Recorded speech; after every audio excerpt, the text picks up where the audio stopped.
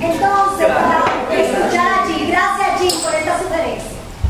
Buenas tardes. Primer libro de Shakespeare. Este es el primer libro del año, un libro que a mí me pareció muy interesante, porque como ustedes saben yo no soy especialista en Shakespeare, y a partir de este libro pude aprender bastante de la vida de Shakespeare. Con Shakespeare pasa lo mismo que pasa con Cervantes y con el Quijote, que todo el mundo lo conoce y lo reconoce como cercano y dice haberlo leído en el colegio, pero la realidad es que poca gente sabe mucho detalle de la vida de Shakespeare, y mucha gente ha consumido más a Shakespeare a través de sus obras, que es la manera en que idealmente deberíamos también consumir a Shakespeare. Shakespeare nace en un pequeñito pueblo que se llama Stratford-upon-Avon. Es un pueblo que está en Londres, ¿verdad? Cerca de la segunda ciudad más importante. Yo tuve la suerte de ir a ese pueblo hace 2 años, en el 2016, así que les voy a compartir en el chat, antes de que le cambien el destino, las fotos de la visita a ese pueblo, donde se puede ver la casa de Shakespeare, biblioteca, teatro, y es un pueblo que tiene vida y presencia básicamente porque ahí estuvo Shakespeare. Pero hay mucha información, o muy poca información realmente, que se pueda validar de la vida de Shakespeare. Se cree que nació el 23 de abril del año 1564, porque lo que hay es un dato de su bautismo, el 26 de abril, y como su familia era católica, se supone que muy rápido de su nacimiento fue bautizado, y se estima que murió el mismo día, 23 de abril del año 1616. Por eso ese día, en ese pueblo específico, hay toda una fiesta en torno a Shakespeare, que es lo que mantiene vivo al pueblo, por decirlo de alguna manera. Le dicen el bardo de Avon, o el bardo, y a pesar de que la obra de Shakespeare es muy conocida en todo el mundo, se puede decir que es el autor más importante inglés y uno de los más conocidos mundialmente, es muy cómico que haya un misterio en relación a su obra. ¿Alguien ha oído alguna vez que la obra de Shakespeare quizás no la escribió él? Bueno, entonces hay toda una teoría de conspiración y unos misterios de si la obra de Shakespeare le escribió él, o le escribió Francis Bacon, o le escribió alguien que se llama Christopher Marlowe, que es muy interesante ver algunos de esos documentales, porque se piensa que por el origen de Shakespeare, que es un origen de una persona de una buena posición económica, adinerada. El papá tenía el negocio de la lana, prestaba dinero, y la educación en el pueblo era buena. Sin embargo, Shakespeare no fue nunca a la universidad, y entonces, como en ese momento era la época de mayor florecimiento en el periodo isabelino, había mucho, la gente con dinero típicamente estudiaba, pues se cree que él quizás no era capaz de hacer esa obra. Entonces eso es como algo muy interesante que los invito a ver, porque hay toda una discusión de un lado de quienes apoyan que Shakespeare es Shakespeare, sobre todo por todo lo que existe con sus obras firmadas. Su obra tuvo la misma dimensión bíblica de no escribirla Shakespeare necesariamente, sino que la recogieron todas las personas que hicieron teatro con él y acumularon esa obra en algo que se llama el primer folio. Entonces eso me pareció interesante en la vida de Shakespeare. Folio. El primer folio es el libro que recoge la mayoría de las obras de Shakespeare, excepto una, que es un libro perdido que hay precisamente, se supone que era en torno a Cervantes, una obra que sí se llegó a hacer, que queda relato oral de que se hizo, pero el texto como tal nunca se pudo recuperar. Shakespeare era católico, y en el momento en que está el periodo isabelino eso era una tragedia, porque ella era ¿qué? Protestante. Y en ese momento ser católico implicaba casi una herejía. Entonces Shakespeare sale de Londres. Unas personas dicen que fue porque se lo encontraron robando unos venados, otros dicen que era probablemente transformando la forma en que él podía sacar provecho de la corona, porque a pesar de su familia ser católica, él fue amparado tanto por el rey como por la reina, ¿verdad? En el momento en que tuvo ese apoyo. Y en el año 97 abre 1997 en Londres. Vuelve a abrir el Teatro El Globo, que fue un teatro que Shakespeare en su momento apoyó cuando se retiró, y eso está siendo objeto de toda una fiesta en Londres, porque la gente se están volviendo a presentar las obras de la misma manera en que él las ponía en escena. Y Shakespeare fue actor también, fue actor de sus obras y de las obras de sus amigos.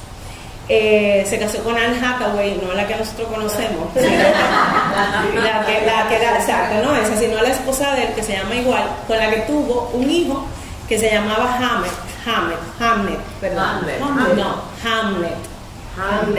con M-N-E-T, y se cree que Hamlet fue escrita por él, porque el hijo él tuvo una hija y unos mellizos, hembra y varón. Y de esos mellizos se murió Hamlet a los 11 años. Y se cree que Hamlet es una obra que se escribe en honor a él. Entonces, lo único diferente que yo quiero decir de Shakespeare, que nos pudiéramos pasar la tarde hablando aquí, es leer este poema que describe qué significó la obra de Shakespeare. Y entonces lo voy a pasar a 5 gente para que lo vayan leyendo y se vayan cediendo un poco la gente. ¿Quién escribió el poema? Lo escribió Eugenio Orrego Vicuña, un chileno de principio de siglo. Entonces, sí, claro, lo pasé para que lo fueran leyendo a diferentes voces, para que no se cansen. Tú lo tienes en la laptop. Tú lo tienes en la laptop. No, pero empieza. Que lo lea una que tenga la bolita ya. No, pero ella es el mío. No, que lo vayan pasando. Sí, empieza y después lo vamos bien. Shakespeare, medallón. Los árboles del tiempo encierran su obra. Lo infinito y lo relativo se disputan su pensamiento. Tomó del acervo europeo, sin saber de tuyo ni mío, superando, creando y recreando. Con hilos y savia del hombre común en el trono y en la golfa, porque común en el trono y en la gleba, porque de la misma tela nos hicieron, compuso los más admirables ojos conocidos. Sí. En todo fue humano y divino, doctor en las ciencias del alma, como otro lo hubo. Nada en el linaje de Adán le era extraño. Supo del amor en sus formas innúmeras, de las pasiones en su infinita multiplicidad de matices. Fue sutil, fue delicado, fue recio, arrebató a la reina más su velo y penetró en las moradas humildes y en las mansiones donde los poderosos roen el telo. ¿Quién sigue? Y no fue mayor su sabiduría mundana que la ciencia que tuvo en expresarla. Juntó caudales para derroche de milenios. A donde llegó dentro de la dramática nunca llegará ninguno. Lo hecho agotó la pintura del hombre. La red de su espíritu nos ha envuelto y nos domina. Por más que el orgullo oscurezca sentido y medida, no hay superación posible en los ismos de hoy o de mañana. Su vida se desmanejó en el telar creador. Mas qué importa la estampa notable. Somos una hora Romeo y otra Macbeth, y otra Shiloh, y otra Hamlet. Somos Julieta y Desdémona, y Ofelia, y todas y todos.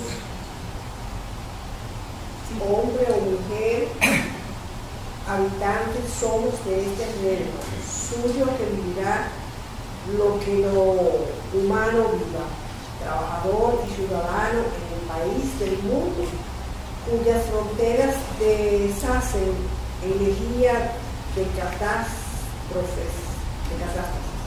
Tan poca memoria tenemos y tanta es nuestra incurable necedad. Sí.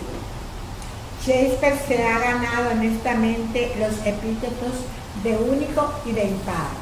Su gloria está tejida con la emoción de generaciones que son ya del polvo y de aquellas que en polvo se irán convirtiendo. El autor es Eugenio Orrego Vicuña.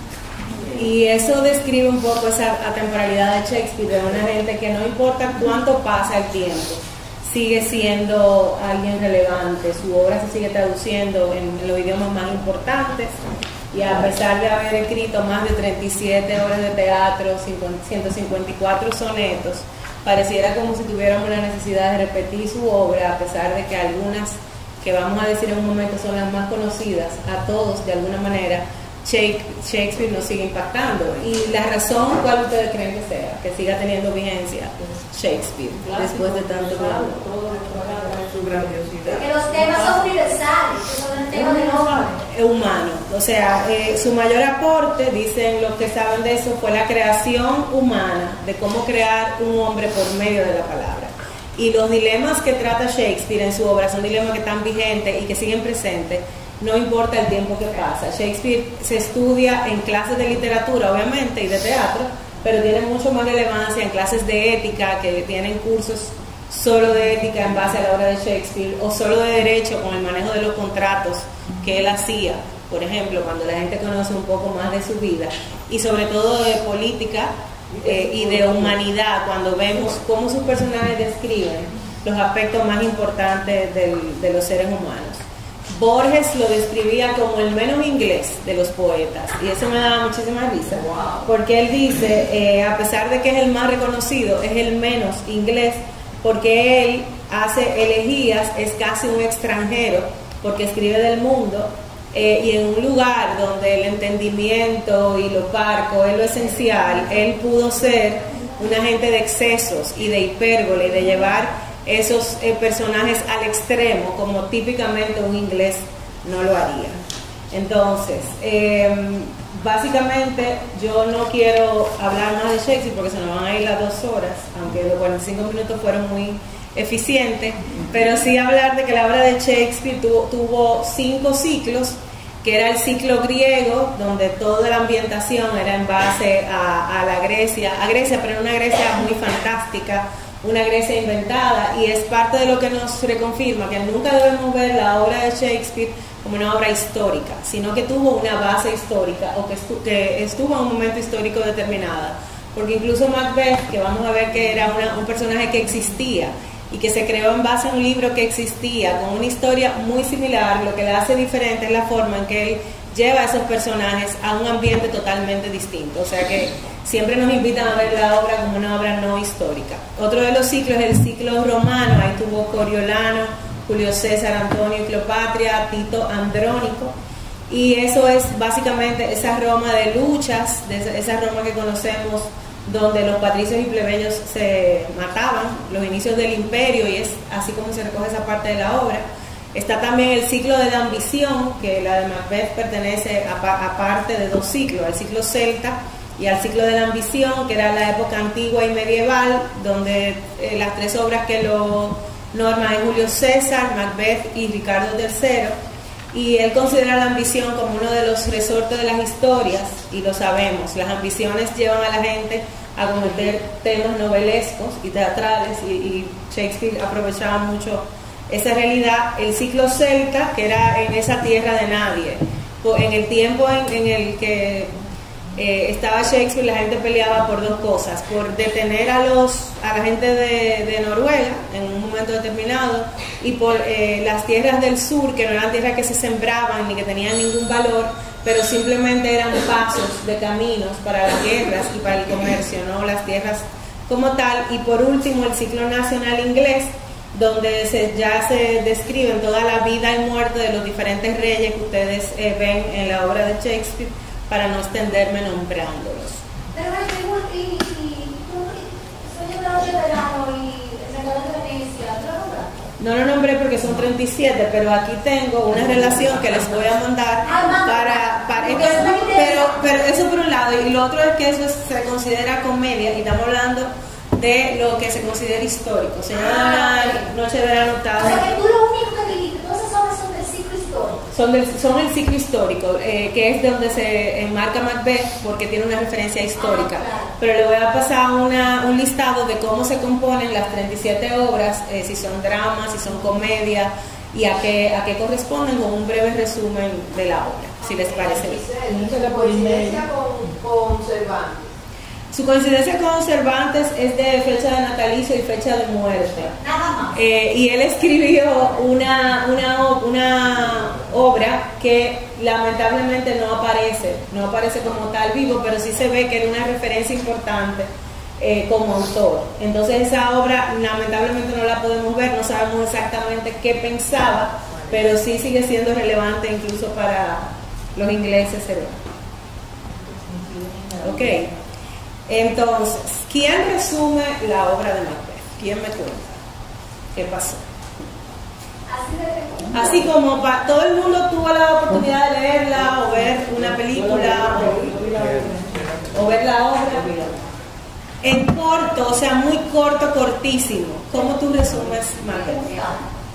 Está este señor que acaba de hacer una guerra tremenda, anda con un pana, se encuentra con 3 brujas. Las 3 brujas le hacen un pronóstico, ¿verdad? Perdón, te paro. ¿Qué dicen las brujas? ¿Qué le dicen las brujas, que son los primeros personajes que aparecen en la obra de Macbeth? Que va a ser rey y qué más. Que va a ser lord de... Que va a ser el Son of Cawdor, primero va a ser Dany, que eso es varón. Tane de Cawdor. Varón de Cawdor. Y luego que se va a su corona. Y que va a ser rey. ¿Y qué le dice a Banquo? A Banquo que va a ser, que va a tener descendencia real. Que él no va a ser rey, pero que sus hijos lo van a hacer. Ok, eso es la primera cosa que pasa, y voy a parar a Yulisa en ese momento para seguir narrando, que es donde aparecen las brujas. Las brujas, ¿cómo se llaman las brujas? Se llaman las Weird Sisters, lo que leyeron en inglés, las fatídicas hermanas, también se refieren a esas brujas. ¿Y qué ustedes creen que son esas brujas para la obra? ¿Para la obra o para la ópera? La obra del teatro. No, el oráculo, el estilo, la destinación. Lo que va a pasar. Es prácticamente central porque en base a lo que ellos dijeron que iba a pasar, se desarrolla todo. Entonces, en base a eso que tú dices, siempre ha habido una pregunta. ¿Las brujas son reales? ¿Son alucinaciones? ¿Es lo que piensa Macbeth? ¿Es su pensamiento? ¿Es su deseo de futuro? ¿O no lo es? Sí, ¿Es su inconsciente? ¿Es algo que hace que se interprete lo que él quiere ver? Pero al principio... La obra empieza con las brujas, sí, y todavía no hemos tocado a Macbeth. Pero y las brujas tienen una presencia varias veces durante la obra. Pero las brujas, ¿qué hacen cuando empieza la obra?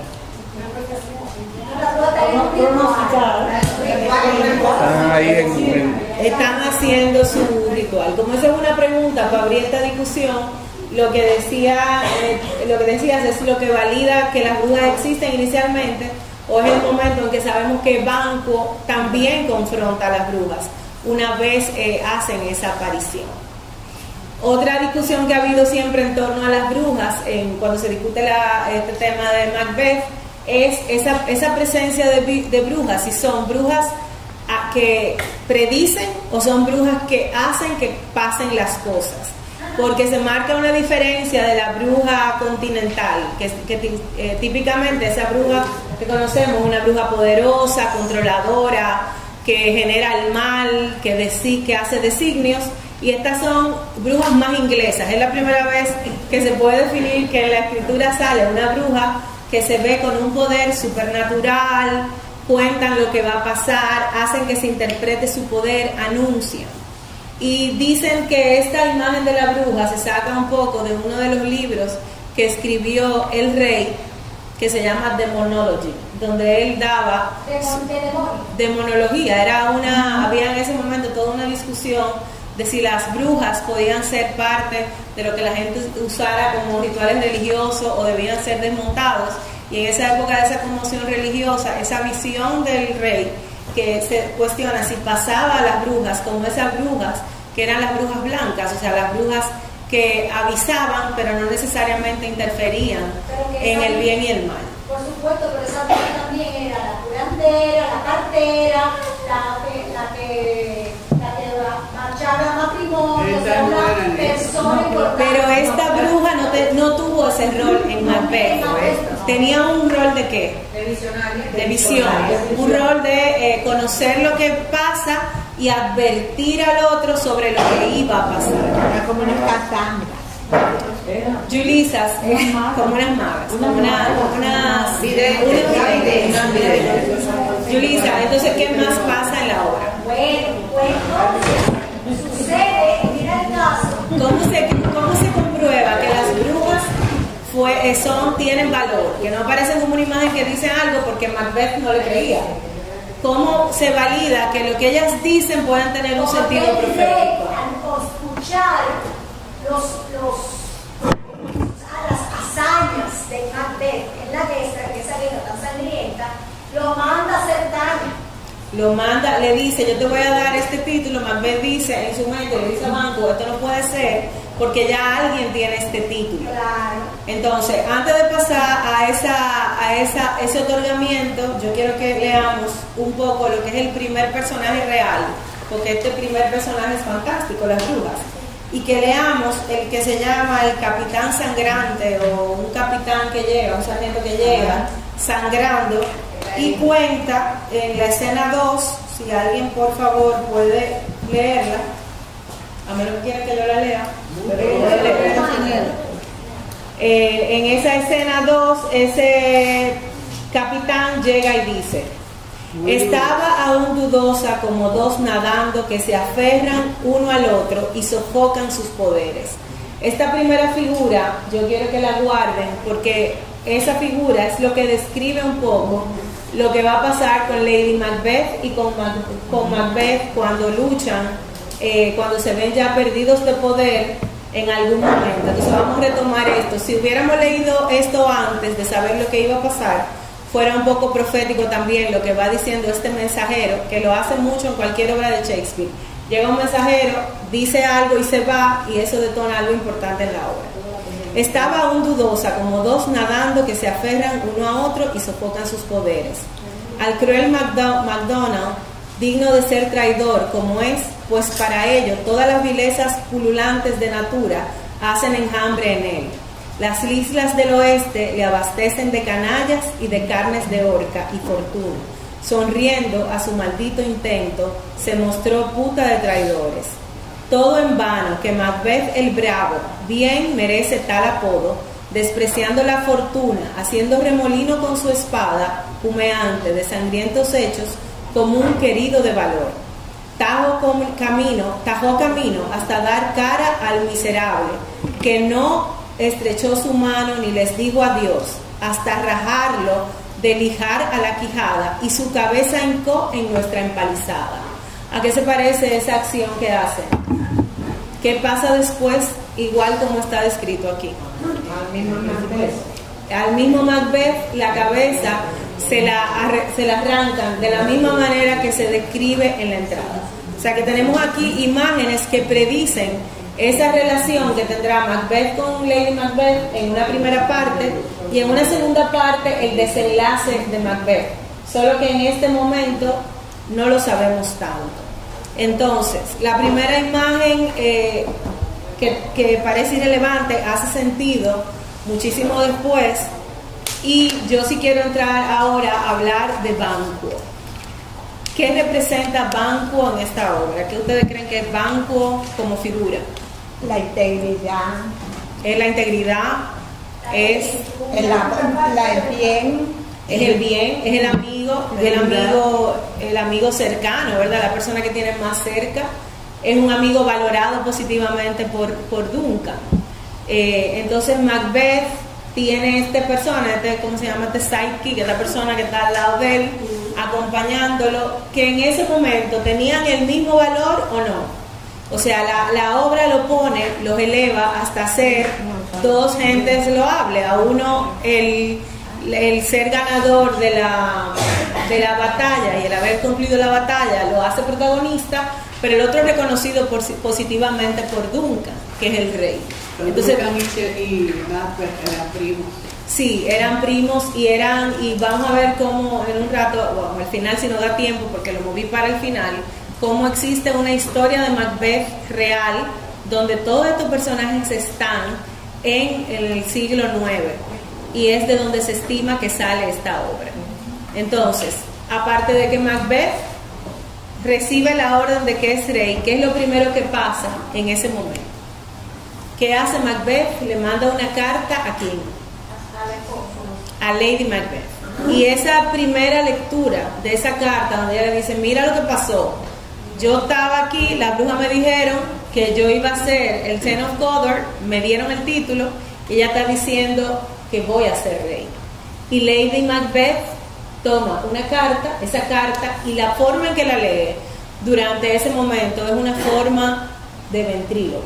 O sea, es como ventríloco, es como contando con su voz lo que quiere decir Macbeth, entrando en ese personaje como un reflejo de su relación con Macbeth, de su ambición, y evaluando las características personales que tendría Macbeth para poder acelerar ese proceso. Porque como yo veo a Lady Macbeth, es que su ambición la lleva a acelerar esa necesidad que tiene. Como si tú vas a ser rey, vamos a hacer que eso pase ahora, en este momento. ¿Cómo veía Lady Macbeth a Macbeth? Lo veía como una persona incapaz, como una persona demasiado buena, llena de bondad para poder hacer algo en contra del rey. Yo había subrayado, Buscar a mi Señor es un libro en que se puede leer cosas extrañas. Para engañar al mundo, parece que al mundo. Lleva la bienvenida a nosotros pasando en la vida. Exacto, ella tiene como esa, yo no sé si alguien ha encontrado alguna otra frase. Lady Macbeth tiene frases muy fuertes en la que invita a la maldad o tiene la maldad. Dice, parece que a la cándida flor, pero sé la serpiente que hay debajo. Sí, manso como paloma ahí. Pero temo a tu carácter. En una, ella le dice en la escena quinta, le dice, tú eres y eres Cawdor y serás lo que te prometen, pero temo tu carácter demasiado. Está nutrido de piedad humana para coger la vía corta. Si querrías ser grande, no estás falto de ambición, te falta maldad para servirla. No querrías ser tramposo, mas sí ganar con trampa. Entonces, ¿qué representa Lady Macbeth? La ambición. Ella la voz del mal. El tentador. Lo convierte a él en lo que él es. Y él se deja convertir por lo, ¿cómo te puedo decir? Por los débiles. En algún momento se notan visos de que él no sea tan bueno como para no dejarlo hacer, porque él tenía, ustedes sienten en lo que leyeron, que él tenía la convicción de llegar a matar al rey, o no. No, yo creo que él lo hizo por licitación de ella. Pero ella iba a ir a hacerlo en vez de Sí, lo que pasa es que él realmente destapó la caja de Pandora. Él realmente tenía todas las condiciones para ser malvado. Inseguridad, ambición, y ella le viabilizó esa posibilidad. Ella lo animó, pero yo también, así, tratando de buscar un lado un poco feminista de la obra, trataba de ver si ella era la mala de la película que lo influenció, o él quizá lo que le faltaba era el carácter de ejecutar, y no necesariamente la necesidad de hacerlo. No sé si ustedes me entienden. Yo creo que quizá Macbeth también tenía ese interés de acelerar, lo que quizá él no tenía era el valor, ¿perdón? ¿El mío? ¿Cuál es la interpretación? No, el que la están dando ahora. ¿Por qué tú crees que es un enfoque sexista? No, yo no lo he leído, pero por lo que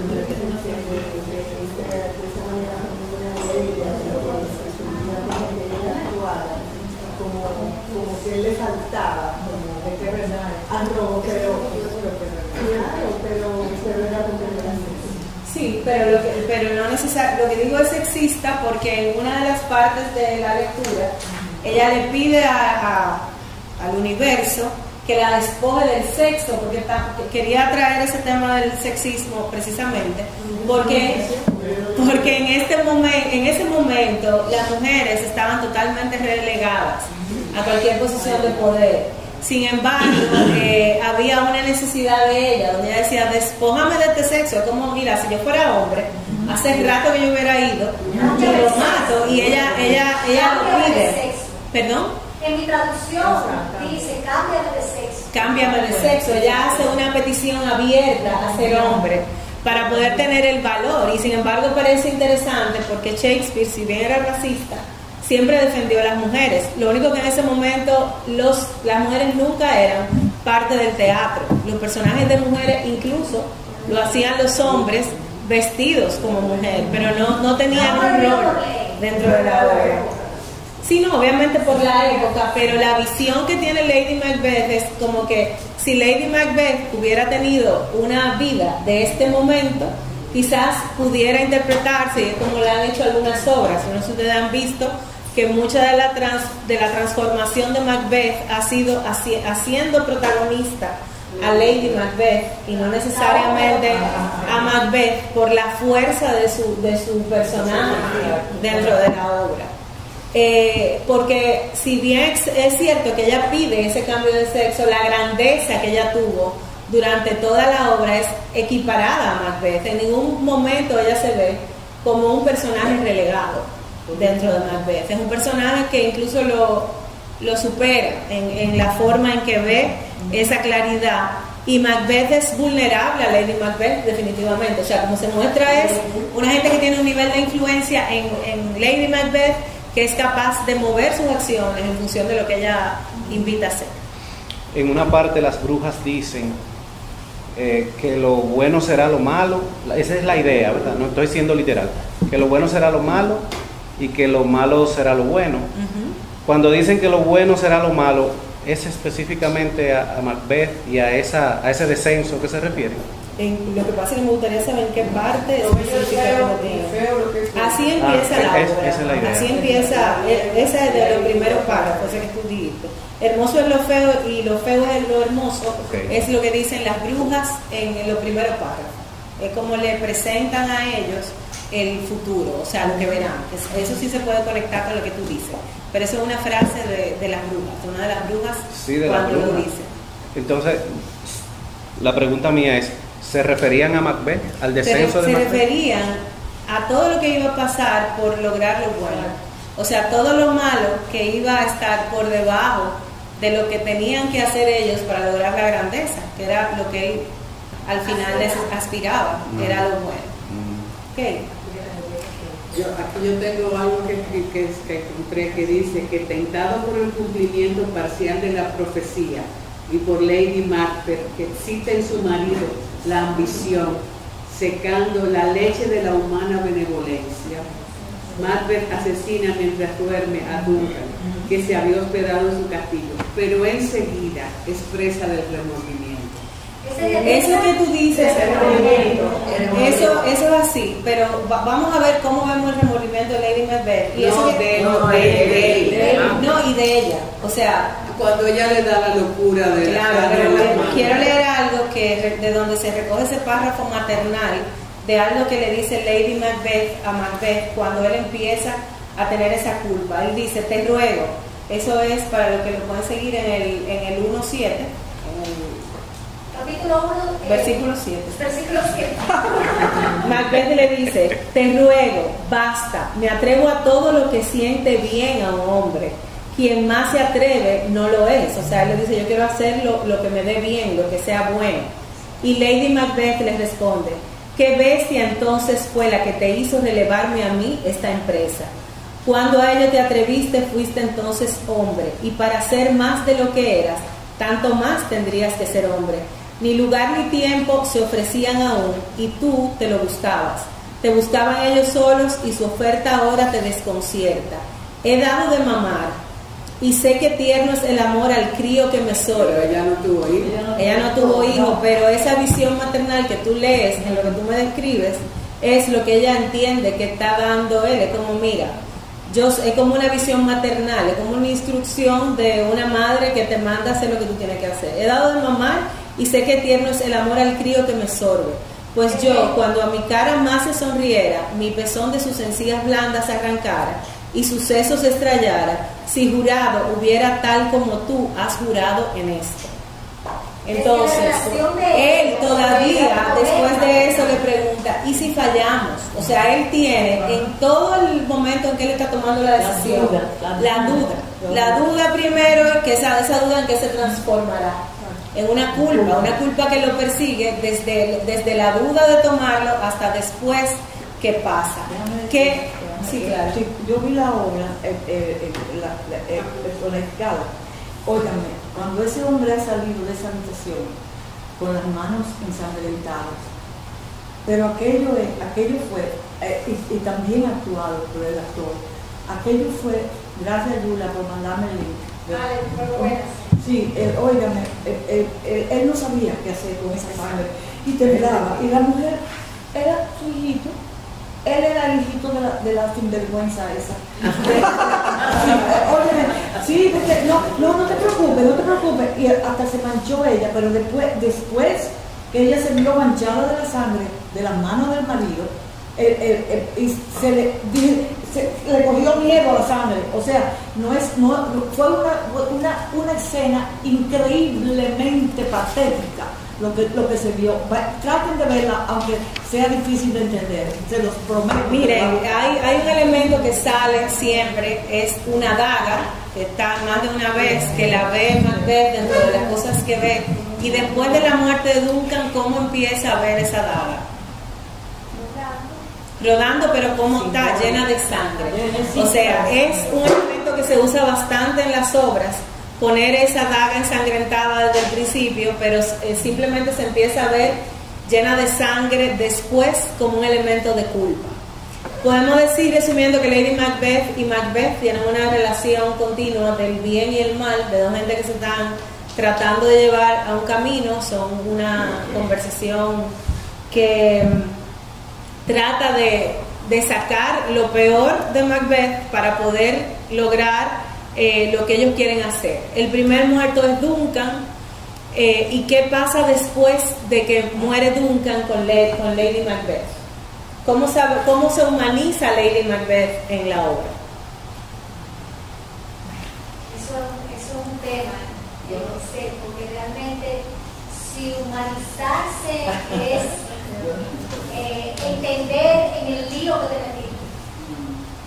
Realmente ella, la visión a ella sobre todo, porque yo creo que todo un tiempo estaba viendo, tenía una perspectiva de lo que se podía vecinar. Yo creo que tenía una perspectiva política de lo que podía pasar. Ella estaba más en lo pasional.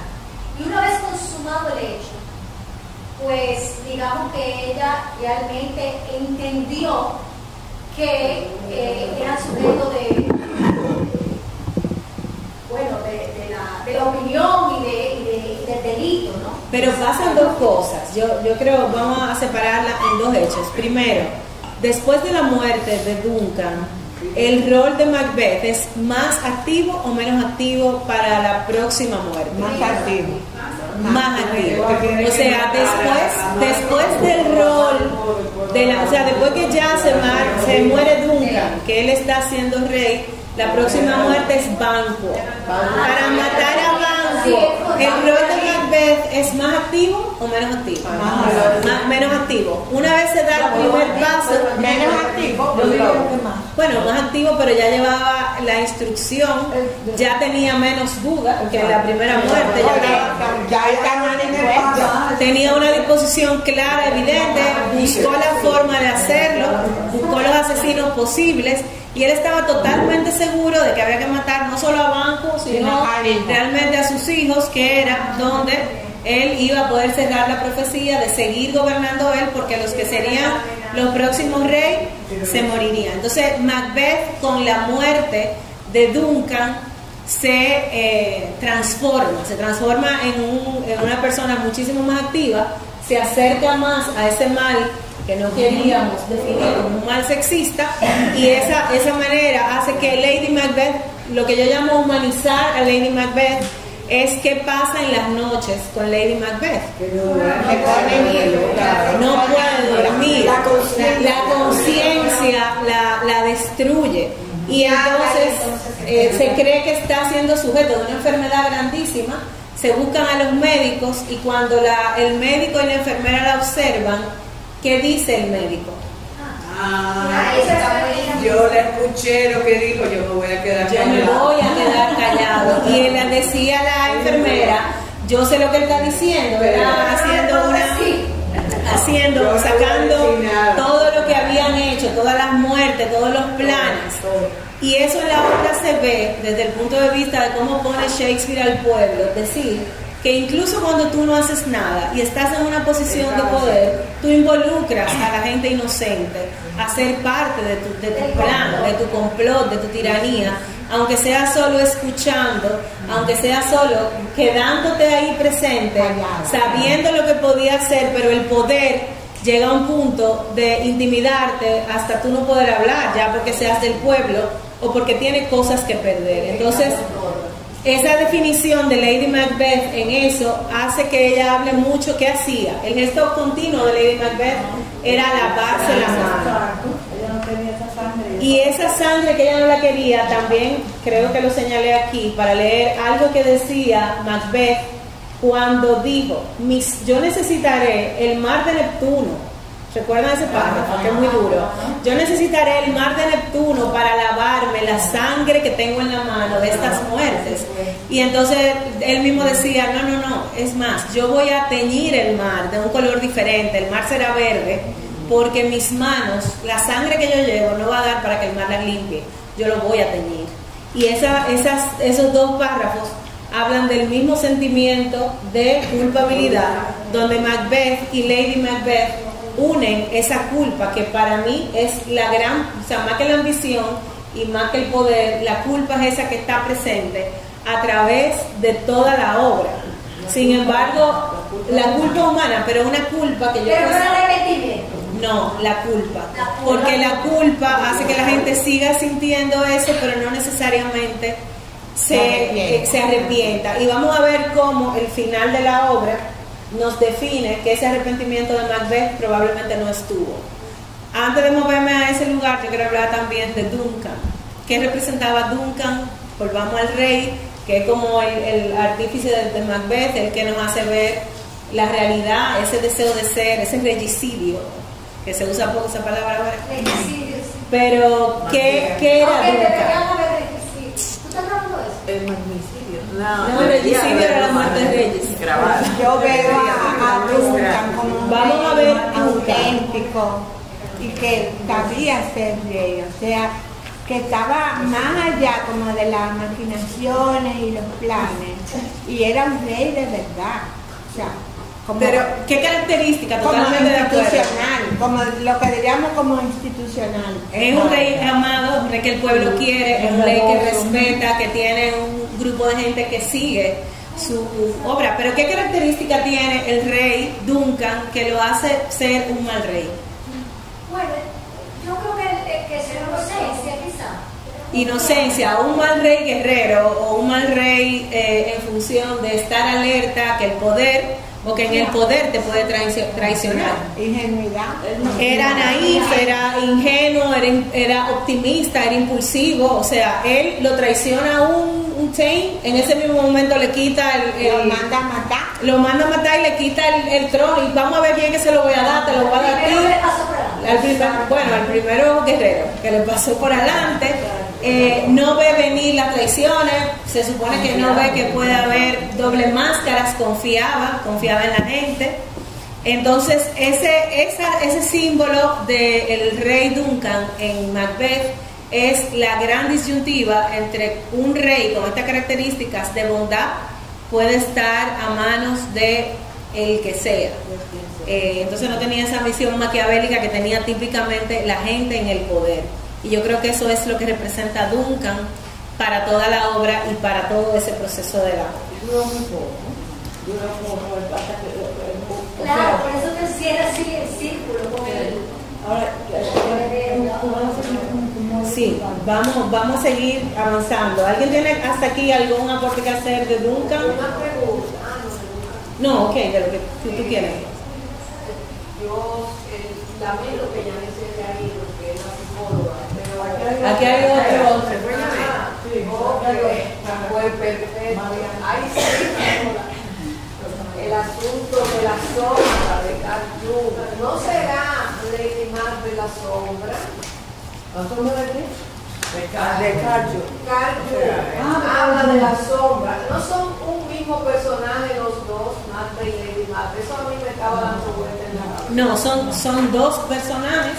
Yo lo que pienso es que hay uno que se influencia por el otro. Yo no sé si tiene un nombre en psicología, pero es como dependiente, pareciera ser Macbeth codependiente de Lady Macbeth. Soy yo, me siento yo, en función de y eso la sombra para concluir todo tenemos sombra.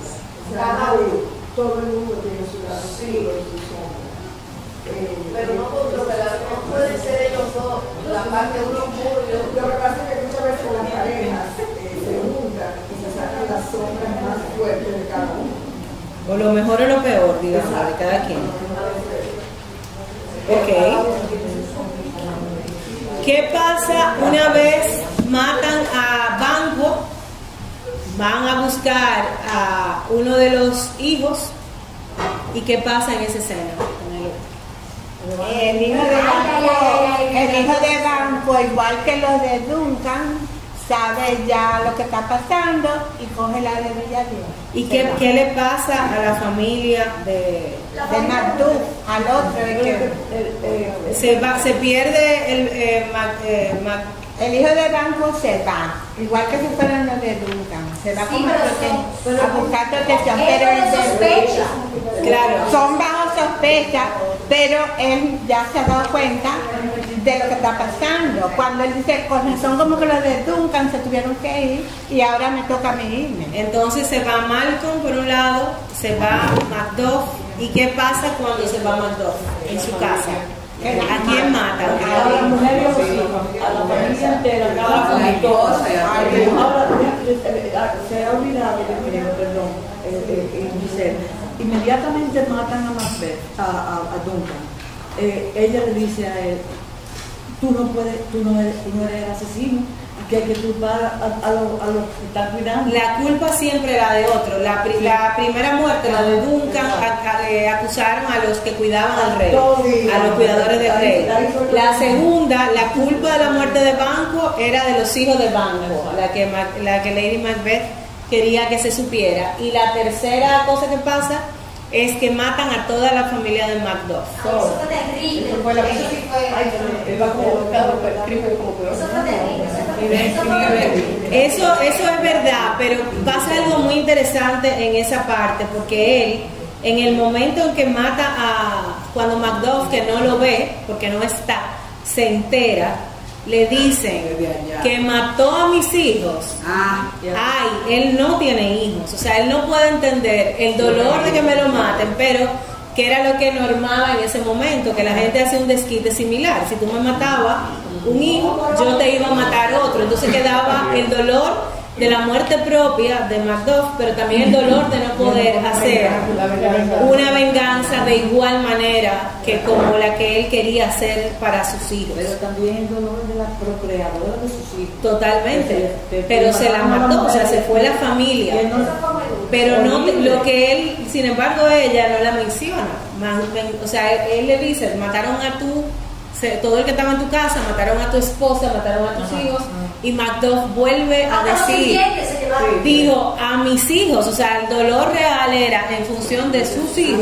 Y en segundo lugar, sí, voy a tratar de encontrar ese párrafo para volverlo a leer, que lo tenía aquí marcado, y en mi versión inclusive no aparece cuando matan a la esposa, nada más hijo, y ella dice, huye madre, huye.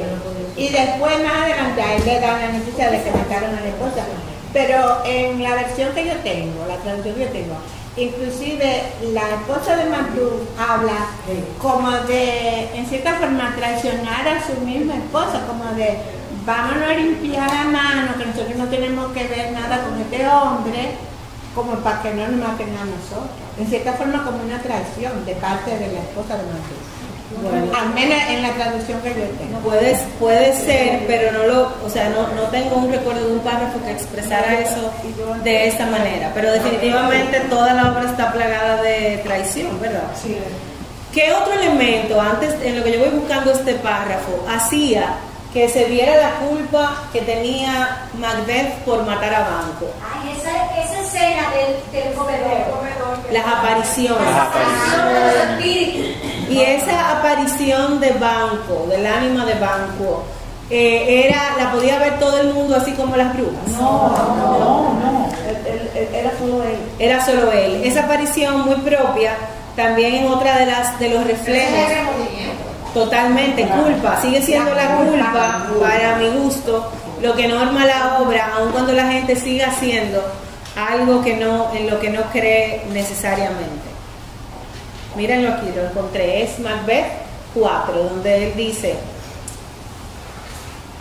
Ross le dice: han sorprendido tu castillo, esposa y niños, ferozmente degollado. Relatar el cómo fuera sobre la matanza de esta cacería, añadir la muerte tuya.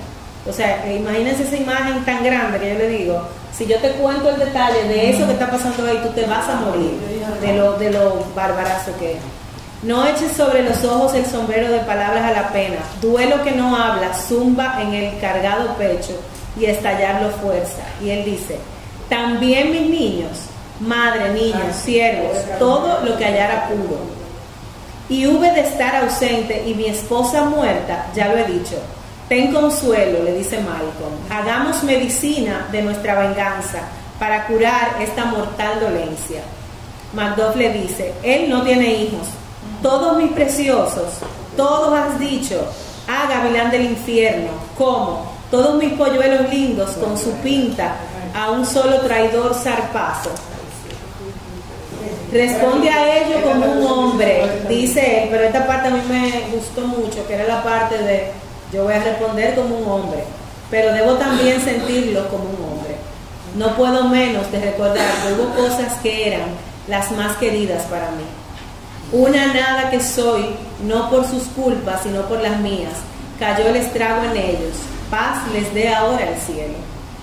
¿Qué va sembrando en Macduff eso? La necesidad, o sea, si había una necesidad de matar a Macbeth, Malcolm, que está buscando un aliado y que termina siendo Macduff, tienen esa siembra que hace Shakespeare de dolor inmenso, el mejor de los aliados. Pero perdón, mira, a mí me encantó ese recurso que Shakespeare usó, porque los tiranos sanguinarios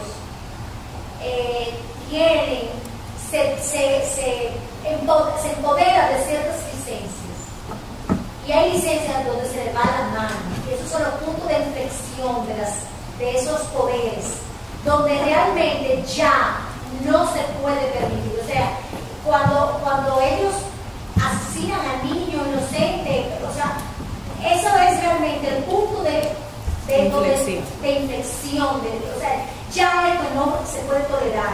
Pero ¿qué cosa ustedes creen que le daba esa soberbia a Macbeth de seguir adelante, teniendo como la certeza de que nada le iba a pasar? La impunidad. No, la impunidad no, la otra, ¿se recuerda que las tres brujas volvieron? ¿Qué le dijeron las brujas? Que no había hombre nacido de mujer que lo... No va a haber un hombre que haya nacido de mujer. Y cuando el bosque venga aquí, cuando él se siente amenazado, en la escena 3, donde empieza la escena 3 del acto 5, él dice: no me traigas ya más partes, que se larguen todos. Cada vez que le decían que ahí vienen unos soldados, que escóndete, que ahí viene un gentío, son 3 adelante y como 10.000 atrás, él decía: no me traigas ya más partes, que se larguen todos, hasta que el bosque de Birnam trepe a Dunsinane. No ha teñido el miedo. ¿Qué es el niño, Malcolm? No ha nacido de mujer. Los espíritus que saben toda conexión mortal así me han proclamado. O sea, Macbeth tenía la certeza de que eso era imposible. O sea, que como el bosque se iba a mover y como alguien que no naciera de mujer pienso yo que quizás estaba pensando que era un animal que podía llevarse los encuentros, un lobo, un oso, una gente de esa, porque definitivamente no podía ser un humano. Y después vuelve y no importa lo que él está viendo, cuando entra Satan, uno de los que están, y le dice, mire Macbeth, déjeme explicarle, esa gente viene con un gentío. Él vuelve y le dice, el mensajero llegó y le dijo, aquí él empieza ya a dudar. O sea, tú el que me está viniendo a decir algo aquí, se está enfrentando a mí del miedo, dice, quiero ponérmela, me voy a poner la armadura, manda al campo más caballos, barre la comarca toda en torno, ahorca a aquellos que osen hablar de miedo. O sea, ¿cómo vamos a hablar aquí mal de miedo? Señor, no tanto enferma como perturbada por una presurosa serie de fantasmas que impiden su reposo. Eso es hablándole de Lady Macbeth. En medio de este lío que él tiene, ella se muere aquí ya. Ella todavía ahí le están diciendo, la esposa suya está muy perturbada, y él en medio del lío, en vez de coger para donde Lady Macbeth, lo que le dice, cúrenla. Le dice, cúrala de eso.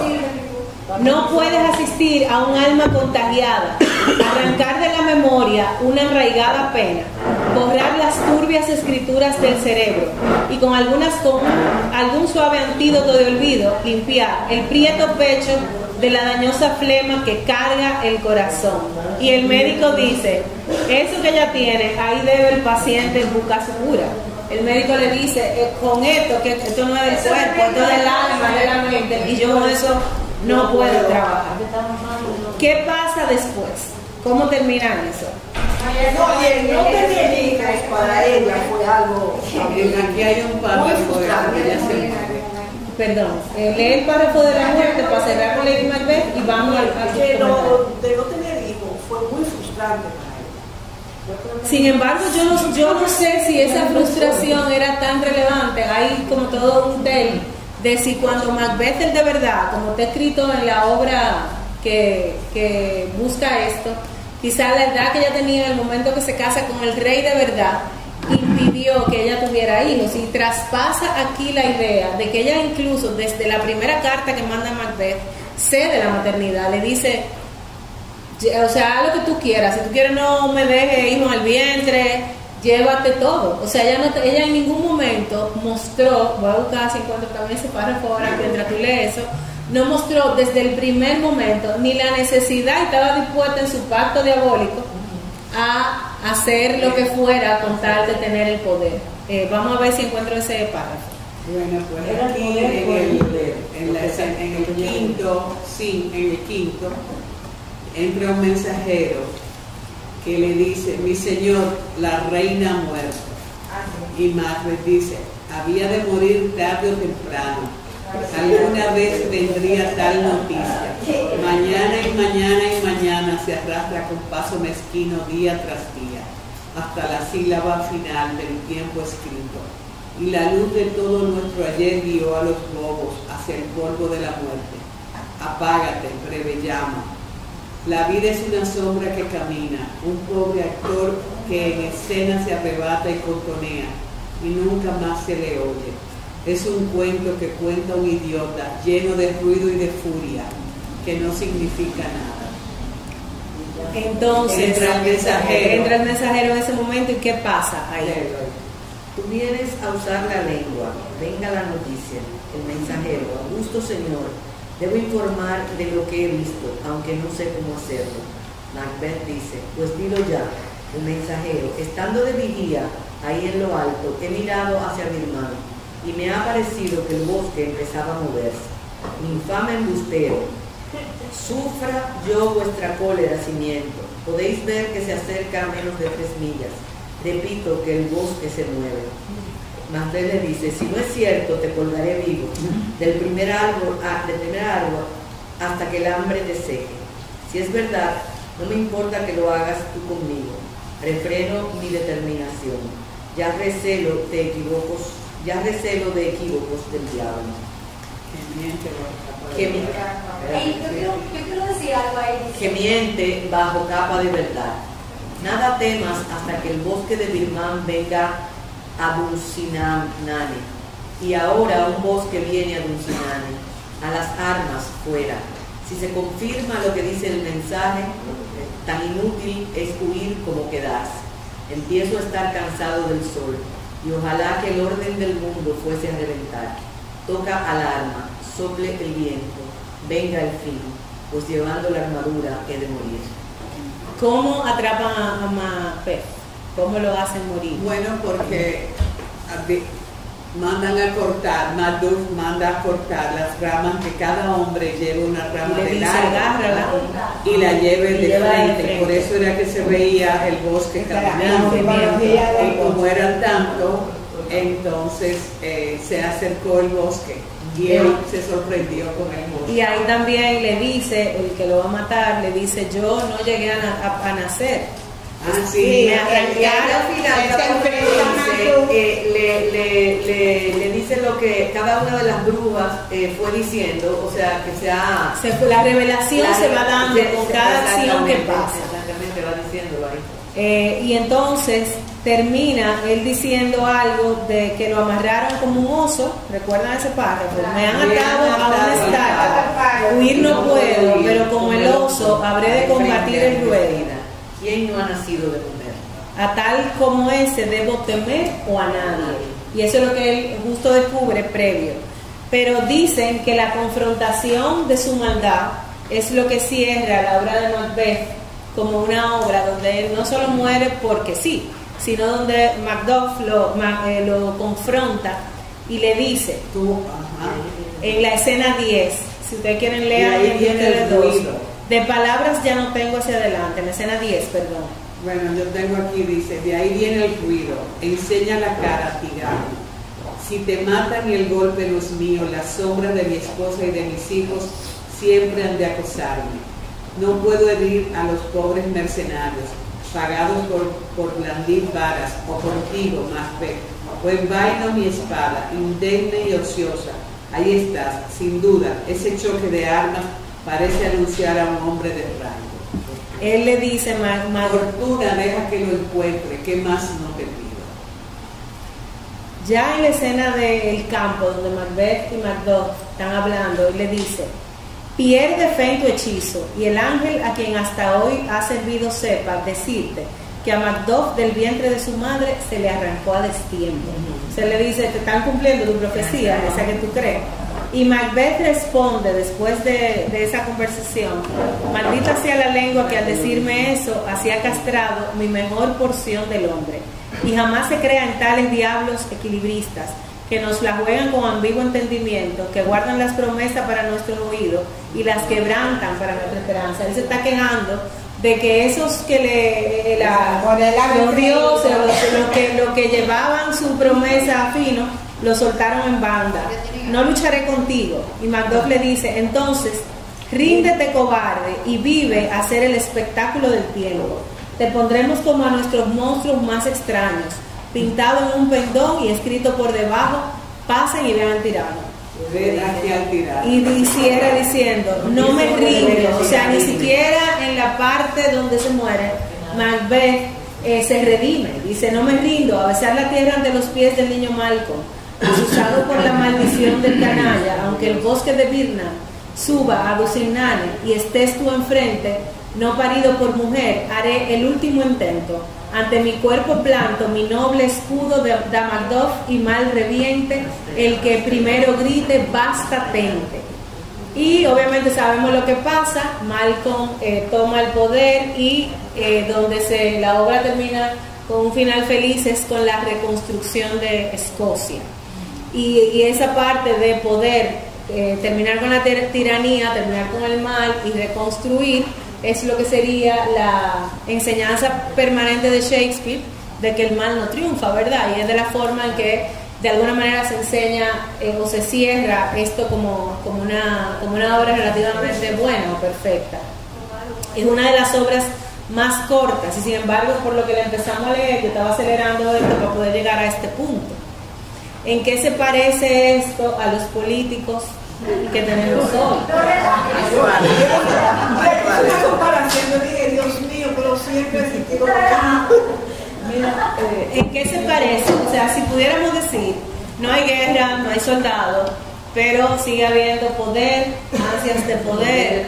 ¿Cómo se compara esto con un político dominicano? No estoy hablando de uno, del que está ni del que tuvo, sino si yo pienso en 20 años de política dominicana. No, puede ser que te doy 100. 50, 100 años de política dominicana, ¿cuáles serían los símiles que ustedes ven en la política de nosotros con una obra como Macbeth? ¿Y por qué puede ayudar a leer o qué deberíamos de rescatar de esta obra para esa generación? Bueno, primero, para mí, aparte de que la obra significa, para mí es una alegoría entre el bien y el mal, para mí, creo que la ambición es lo que lleva a querer el poder por el poder. O sea, y esta obra es el poder por el poder. Entonces, para hacer las cosas que tú quieres, yo quiero eso compararlo a hechos concretos. Por ejemplo, un político dominicano, después que está 4 años en el poder, ¿es capaz de ceder el poder al que venga? ¿A los hijos de Banco? No. Entonces, vamos a nombrar la primera. El caudillismo. El caudillismo es algo que no le quieren dar el poder a los hijos de Banco, están dispuestos a matarlo. Porque ahora no matamos a la gente necesariamente con una pistola. Aniquilar una carrera política de gente que tiene 15 años, 20 años esperando una posición de tu mismo lado. Porque yo digo Banco, porque un político dominicano mata la aspiración política tradicionalmente, no es 4 años, son 12, 16, 20, menos de ahí no cojo. Entonces, para hacer eso, yo estoy dispuesto a hacer cualquier cosa, estoy dispuesto a cambiar constitución, poner gente que no está, desacreditar personas, o sea que el caudillismo pudiera ser algo que vemos en Macbeth, extrapolado, ¿verdad?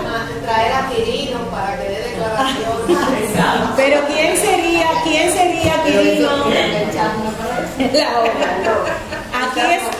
Aquí es muy importante que las ideas, es muy importante que las ideas que nosotros digamos de lo político se reflejen en cosas que pasan aquí, que es lo que yo quiero sacar como aprendizaje.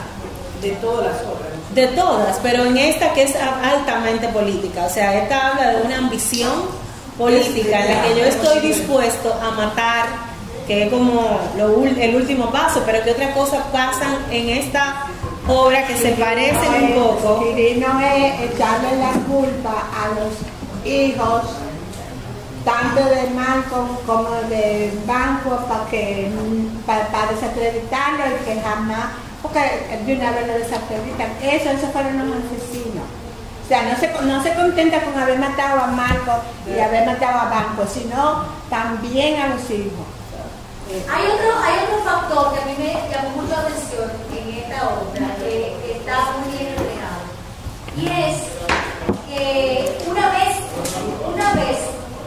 ese personaje ambicioso se monta en el tren hacia el poder, no matter what, como dicen los americanos, es un pacto con, ¿verdad? Un pacto con la maldad, con la ambición. Vamos a decir que es una maquinaria siniestra de la que hay detrás codicia. Yo escribí. Esa maquinaria siniestra no hay marcha atrás. Entonces, no hay escrúpulos, era lo que yo ponía. O sea, moral. Escrúpulos de ningún tipo. Nada. No hay escrúpulos. Pero fíjate que ni siquiera la locura en un momento.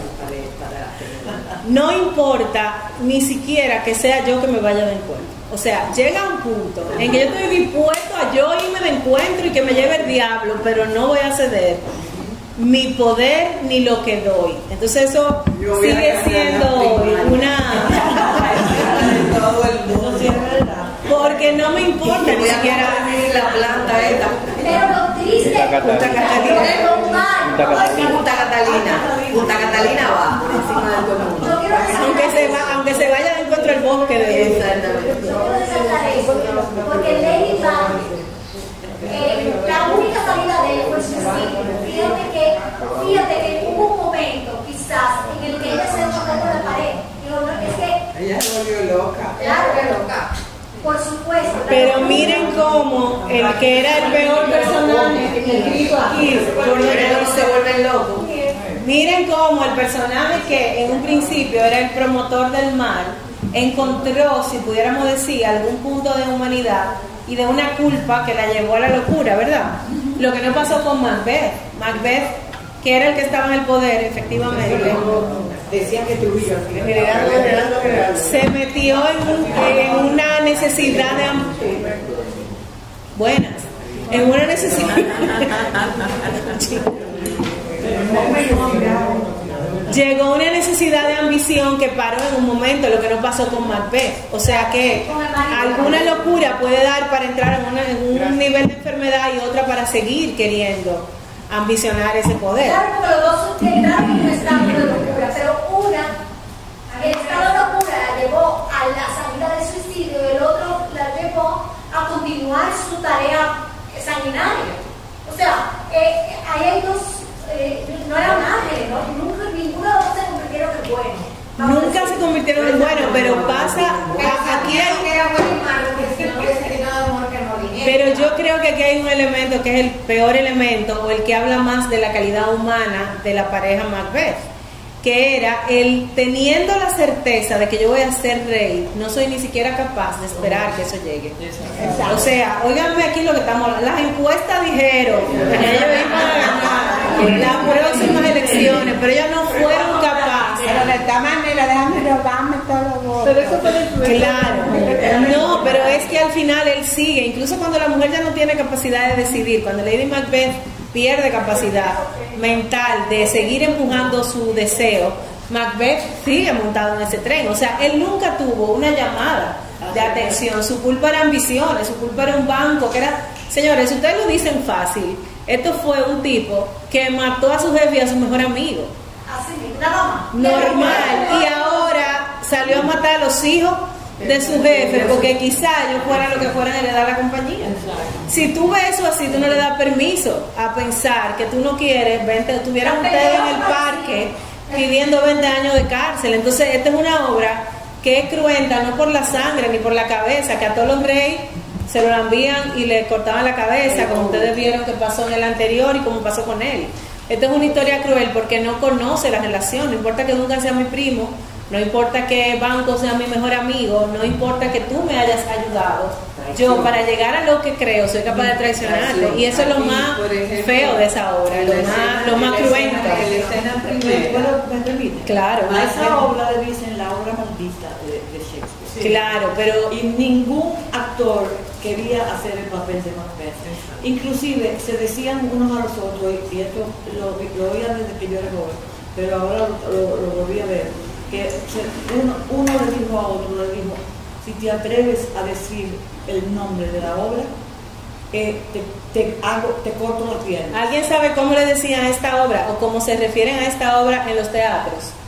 The Scottish Play. Nadie dice el nombre. Yo tampoco lo he dicho.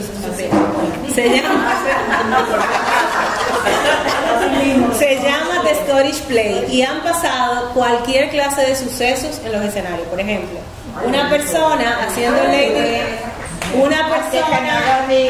Lady Macbeth decide cerrar los ojos. Por eso porque no lo dije al principio, porque sé que se iban a intimidar. Se hizo la escena de los ojos cerrados y se cayó del escenario y se murió. Se han matado gente, cuando sacan una espada se mueren en medio de la obra. Hay actores ingleses que están negados a ponerse el vestuario de las obras donde Macbeth estuvo. Va la gente que no bloquea, que nadie tiene una cartera aquí. Gracias a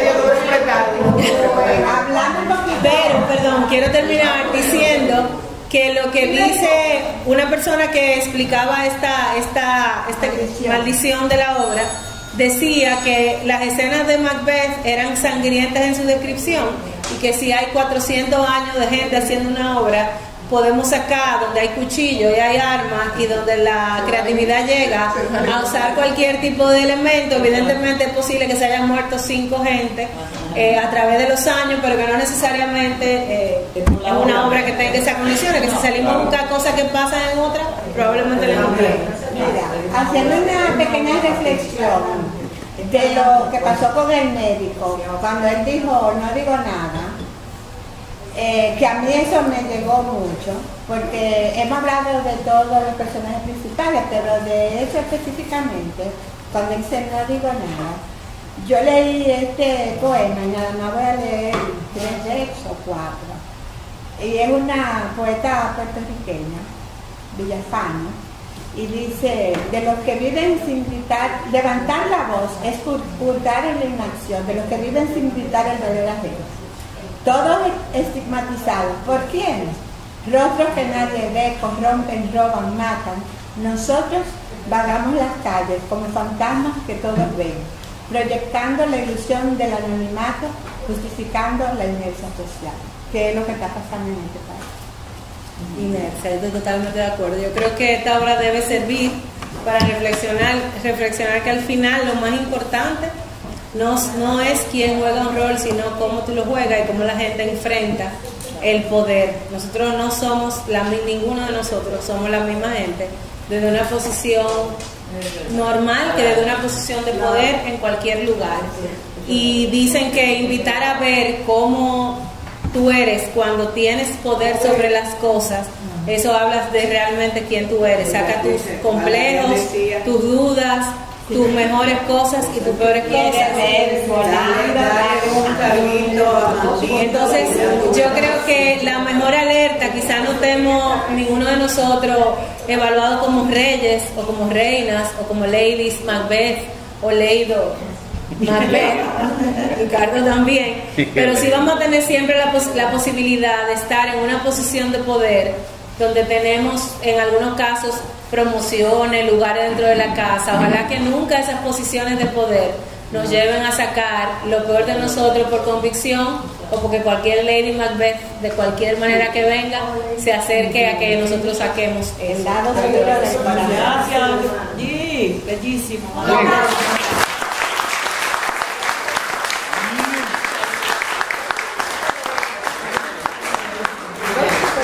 Pero iba a hablar porque hay películas, pero hay audiolibros. está en consonancia con le voy a mandar también, tengo aquí un kit de cosas para mandarle.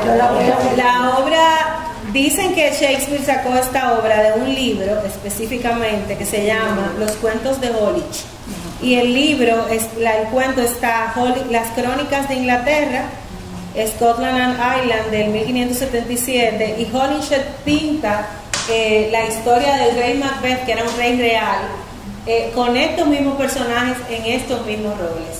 Lo que cambia Shakespeare es básicamente la escena y cómo esa gente participa y cómo la parte humana de esos personajes se magnifica en la obra de Shakespeare, pero las escenas son básicamente las mismas porque Macbeth fue un rey que existió y que en ese momento no había un poder de reinado como tal, sino una serie de clanes.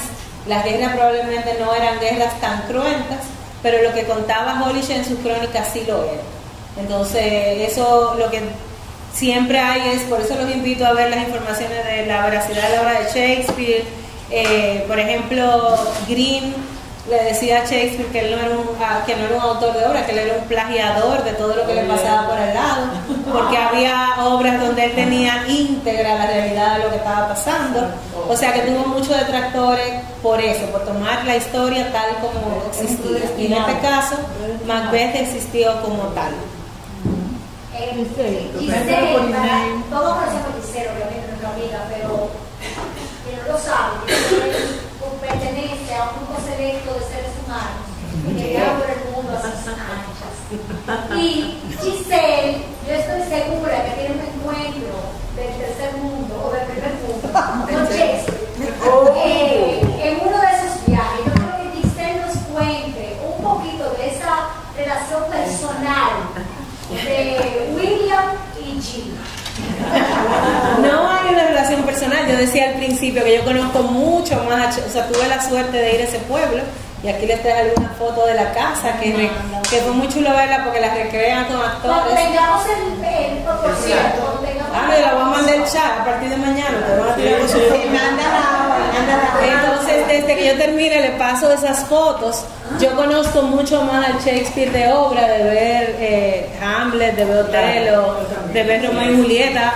me quedó muchísimo deseo de leer, porque yo creo que hay una perspectiva muy directa dentro de la lectura, siempre, que es como leer un guión. Yo les recomiendo este libro que se llama Shakespeare After All.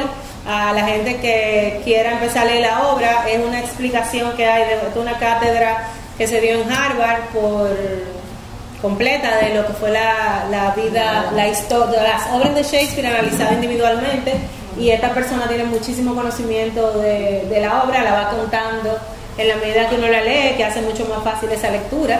Yo me leeré algunas, pero realmente no me pretendo leer los 37, pero me interesaría leerme algo así como Romeo y Julieta, por ejemplo, que uno la conoce como una historia general, que creo que puede ser muy interesante. Otelo, yo creo que también es digno de leerse. Y ahora aquí van a dar en unos meses el King Lear en Novo Centro, la van a retransmitir.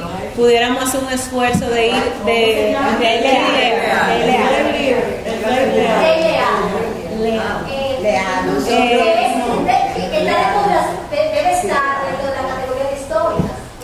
Yo ahora tengo muchísimo interés en saberlo, conocer más esa historia del Shakespeare allá, si era una treta política para armar un personaje que fuera más grande que el mundo existiera. Yo creo que eso nunca se va a saber.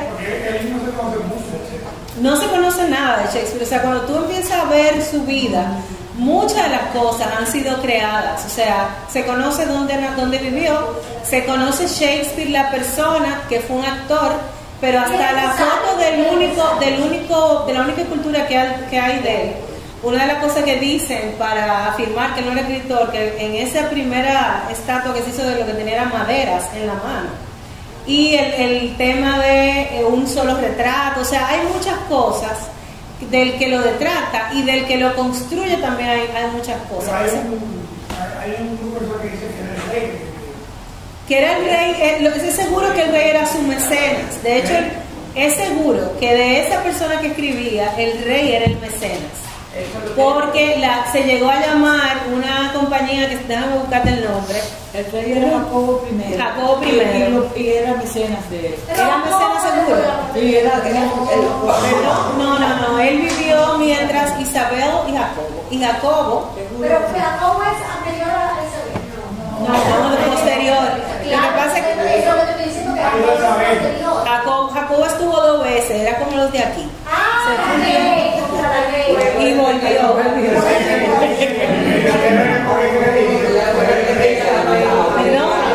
señores, no oigo sí.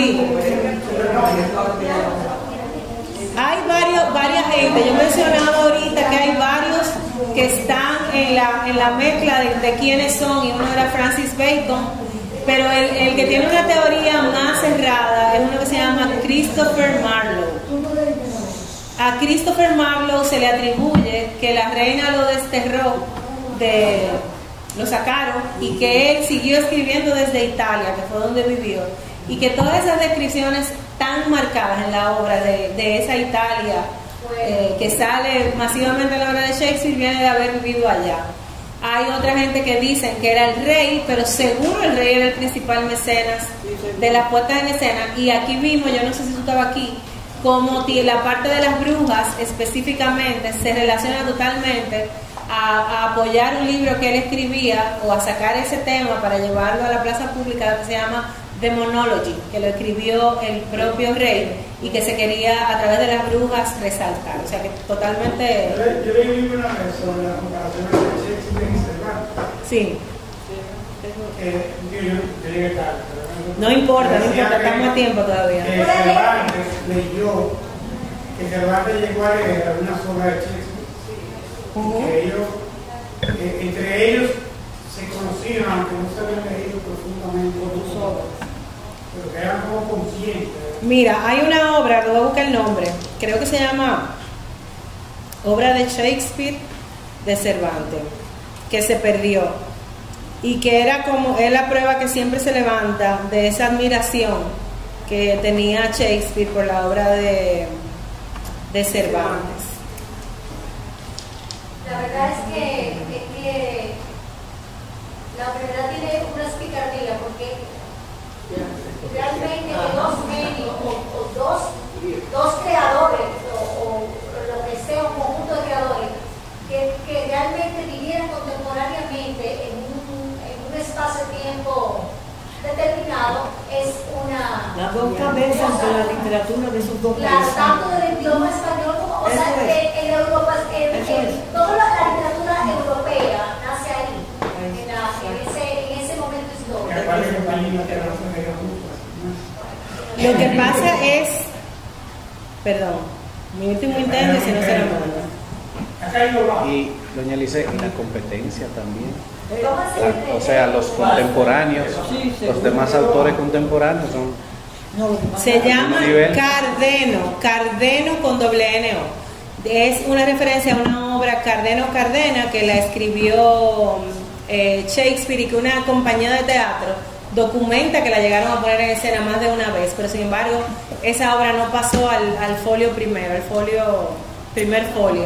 Entonces es una obra perdida que se conoce claramente que estuvo, que se sabe dónde se interpretó, pero la historia de Cardenio se basa en la primera parte del libro de Don Quijote. O sea que esa obra refuerza tu comentario de la admiración de un valor. No es un profesor que me estudió mucho tiempo, pero no hablamos mucho sobre Hamlet.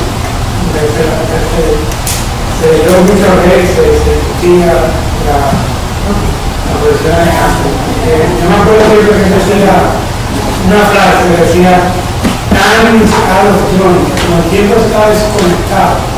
Y se pasó por 6 meses hablando de la misma frase, de cómo Shakespeare lograba hablar como de lo más inmediato, todo ese Y yo creo que sí, o sea que la humanidad de Shakespeare es como lo más importante. Yo quiero terminar con una frase que le estoy buscando aquí, para que nos invite a leer más la obra de Shakespeare. Hay una que dice de un famoso romano, que no me acuerdo el libro ahora exactamente, no fue muy famoso, pero dice: nada humano es ¿cómo se llama? Ahora muy conocido, nada humano es, y le vamos a enviar. Bueno, esto es un meme que me llegó hace mucho y yo lo guardé porque fue lo primero que me invitó a buscar un poco más sobre la obra de Shakespeare. Yo me he leído 2 cosas nada más y era un meme que decía: gente que quiere un romance como el de Romeo y Julieta sin saber que fueron un romance de 3 días y 6 muertos. Hay que leer. Hay que leer. Ah, bueno. Yo terminé, Julie.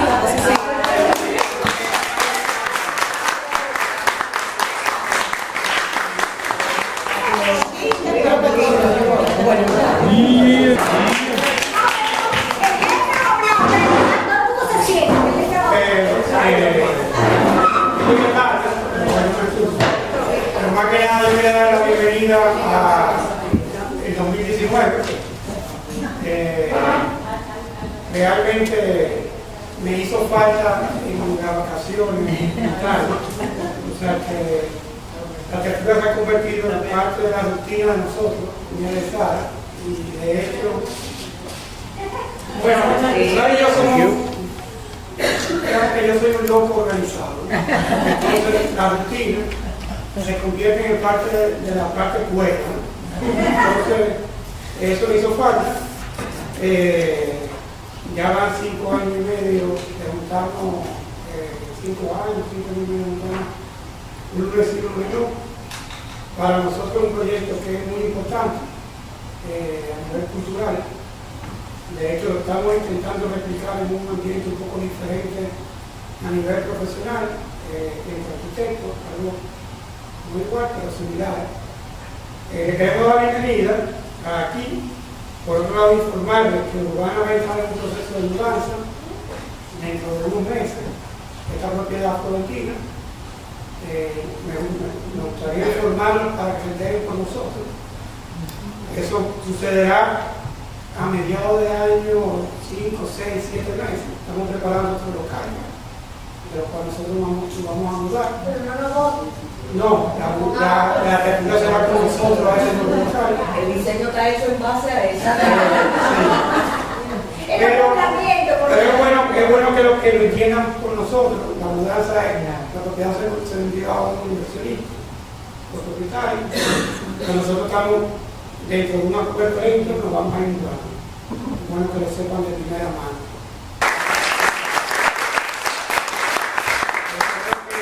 Este es un año de crecimiento. Hoy estamos en Casa Vieja. Que siga así. Que siga así. La persona. Ojalá que durante todo el año la lectura sirva para encontrarnos juntos. Eso es una primera cosa muy buena, que no tiene nada que ver con todos los problemas diarios de la profesión, ni de los hijos, ni del marido, sino ni de otra cosa.